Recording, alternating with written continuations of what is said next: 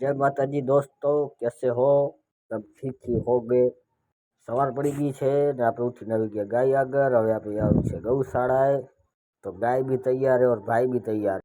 तो गाय और भाई दोनों आ गए गौशाला पे और गौशाला का नजारा था कुछ ऐसा। तो मित्रों आ गाय છે વિયાણા માથે અને ઈશ્વરભાઈ આ ગાયની ધ્યાન રાખીને બેઠા, કઈ વીએ ને કઈ અમે આમાંથી છૂટા થાય। બાકી બધી ગાયો ઓકે જ છે। મિત્રો હમણાં તમે જોયું હશે કે ફરસે વાલે બાબા જે ગાયોને બચાવવાનું કામ કરતા તે હમણાં જ મૃત્યુ પામ્યા છે। તો મિત્રો આજે આપણી પાસે સમય છે કે આપણા ધર્મને બચાવી લઈએ, આપણી ગાયને બચાવી લઈ।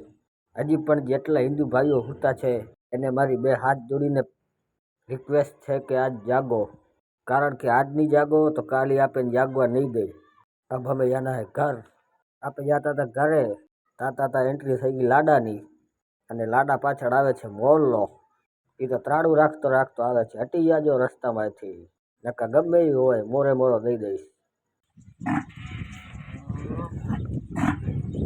વાહ મોરલા વાહ, મોરલાની હાલ જ કાફી છે।